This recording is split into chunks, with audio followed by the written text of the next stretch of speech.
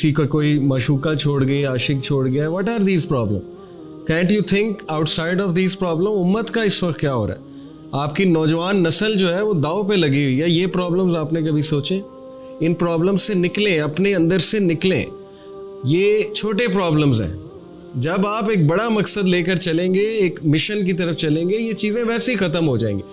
Okay, सो ये मेरा हमेशा यूथ का पैगाम होता है। लेकिन ज़ाहिर है उसका एक मैकेनिज़्म है। ऐसा नहीं होगा कि एक बंदा खड़ा होगा और चेंज आ जाएगी। उसके लिए नेक बनना पड़ेगा, क्योंकि जब तक इंसान नेक नहीं है तब तक जो है अल्लाह ताला की मदद नहीं आती। सीधी सी बात है, राइट? जैसे सलाहुद्दीन अयूबी थे, उन्होंने, आपको क्या लगता है कि फ़लस्तीन पाने के लिए, जेरूसलम पाने के लिए एकदम हमला कर दिया था? He used to wake up every night, Salahuddin Ayubi रहिमहुल्लाह, और वो देखते थे कि कौन सा पहर, रात के एक पहर को उठते थे और वो देखते थे कि कोई ऐसा दिन जब सबसे ज़्यादा लैंप्स जल रहे हैं खैमों में। एक दिन उन्होंने देखा कि मैक्सिमम खैमों में लैंप्स जल रहे हैं, यानी तहज्जुद पढ़ रहे हैं सोल्जर्स। तो he said this is the day we attack. उन्होंने कहा आज हम अटैक करेंगे। ये सोच थी उन लोगों की, क्योंकि उन्हें पता था कि फतह नेकी से आनी है। वेपन्स अपनी जगह है, उसका इनकार नहीं है, टेक्नोलॉजी अपनी जगह है, लेकिन अल्लाह ने फतह नेक लोगों को देनी है। ये अल्लाह का वर्ल्ड ऑर्डर है। अल्लाह ताला जो है वो नेक लोग को ऊपर लाता है। ओके, ये अल्लाह का वादा भी है। तो नेकी क्या है, ये हमारा आज का टॉपिक है। आयतुल बिर आपके सामने है। It is the peak definition of piety और नेकी। ये सूरह अल-बकरा की वर्स 177 है। इसको कहते ही आयतुल बिर है, नेकी के बारे में आयत। बिर कहते हैं नेकी को। अल्लाह फरमाते हैं औज़ु बिल्लाहि मिनश शैतानिर रजीम, लैसल बिर्रा अन तुवल्लू वुजूहकुम क़िबलल मशरिक़ी वल मग़रिब।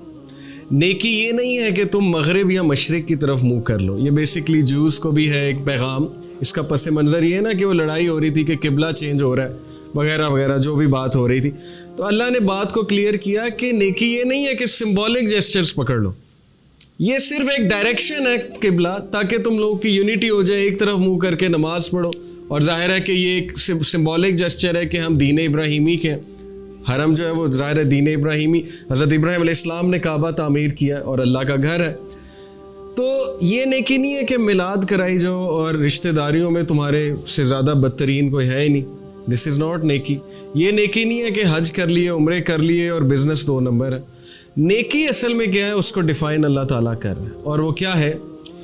वलाकिन्नल बिर्रा, लेकिन नेकी ये है मन आमना बिल्लाह, कि तुम अल्लाह पर ईमान लेकर आओ। अब ये हमने डिग डीप करना है, ईमान क्या है, क्योंकि सहाबा अक्सर रसूलुल्लाह से सवाल किया करते थे ना, वैलिड क्वेश्चन, वैल्यूएबल क्वेश्चन, या रसूलुल्लाह ईमान क्या है, या रसूलुल्लाह इस्लाम क्या है, एहसान क्या है, वगैरह वगैरह, इस तरह के सवाल। उनका इंटरेस्ट था, क्योंकि इन चीज़ों में उनका इंटरेस्ट था। वल यौमिल आखिर, और तुम रोज़े आखिरत पर ईमान लेकर आओ। अकाउंटेबिलिटी का डर रखो, रिस्पॉन्सिबिलिटी का डर रखो। आज हमसे वो डर ख़त्म हो गया। कहीं वो दौर ना आ जाए कि रसूलुल्लाह सल्लल्लाहु अलैहि वसल्लम ने कहा कि एक शख्स कब्र के करीब से गुजरेगा और कब्र को देख के कहेगा कि हाय काश इसकी जगह मैं होता। तो वो दौर भी रसूलुल्लाह सल्लल्लाहु अलैहि वसल्लम ने बताया, हमें बताया, लेकिन वो क़यामत के करीब एक दौर आएगा, और वो इसलिए कहेगा फितनों से बचने के लिए। ये हदीस में इसकी तशरीह जो आई है वो ये कि वो इसलिए कहेगा सुसाइड की वजह से नहीं, इसलिए कहेगा कि फ़ितनों से मैं बच जाऊँ। इतने फितने होंगे कि इंसान जो है वो घबराएगा फ़ितनों को फेस करते हुए। तो जो इस वक्त हालात चल रहे हैं ना, हमें होपलेस तो नहीं होना चाहिए, लेकिन हम काम बहुत कम कर रहे हैं।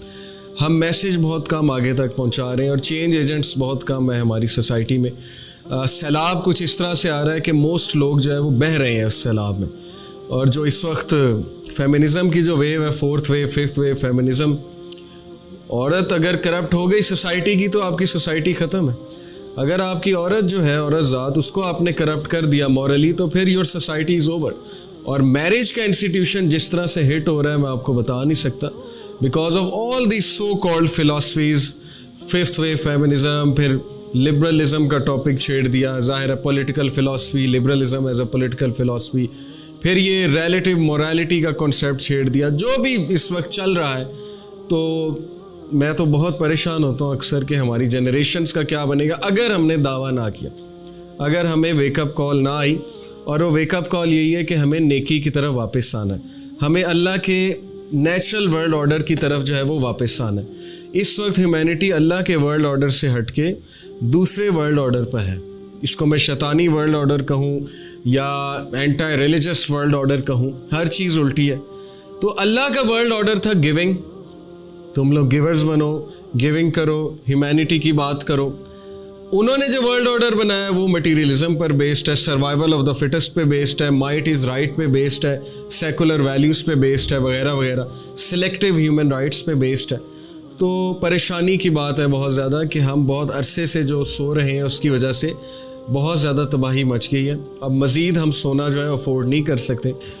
बट मुझे अफसोस होता है कि आज जिस दौर का हम शिकार हैं, जिस दौर में हम रह रहे हैं, नेकी प्रायोरिटी नहीं है लोगों की। लोग नेक बनना नहीं चाहते, लोग सिर्फ शायद नेक दिखना चाहते हैं। और ये डॉक्टर इसरार रहीमुल्लाह का बड़ा फेमस सेंटेंस है कि हम लोग नेक दिखना चाहते हैं, बनना नहीं चाहते। और जो दीगर हमारे लोग हैं वो वैसे ही नेकी दूर दूर तक उनका टॉपिक ही नहीं है, मॉरल वैल्यूज़ दूर दूर तक उनका टॉपिक ही नहीं है। आज हलाल और हराम की तमीज़ सिखाना छोड़ दी है पेरेंट्स ने बच्चों को, इस पे बात ही नहीं होती। दीन का इल्म हासिल करने पे बात ही नहीं होती। हालांकि सबसे वैल्यूएबल चीज़ जो हम अपने बच्चे को दे सकते हैं वो दीन का इल्म है। इससे वैल्यूएबल चीज़ हम नहीं ट्रांसफ़र कर सकते उसे। और मैं अक्सर ये बात करता हूँ कि अगर आपका बच्चा आईवी लीग से भी पढ़ रहा है ना, लेकिन उसका कल्चर लॉस्ट हो गया, वो आपके कल्चर से और वैल्यूज़ से गया, तो मेरे नज़दीक वो अनपढ़ है।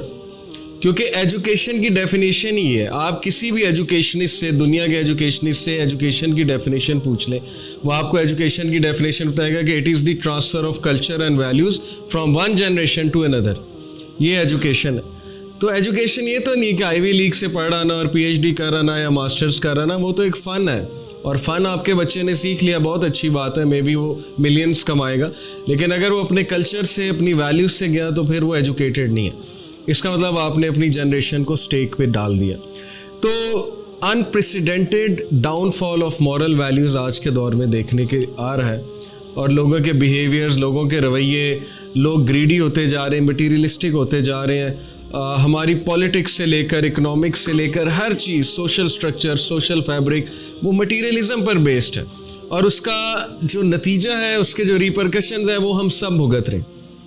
अभी तो मेरी रूह कांपती है अक्सर जब मैं नज़र दौड़ाता हूँ कि आने वाले 10 सालों में क्या हो जाएगा अगर हमने दावा ना किया।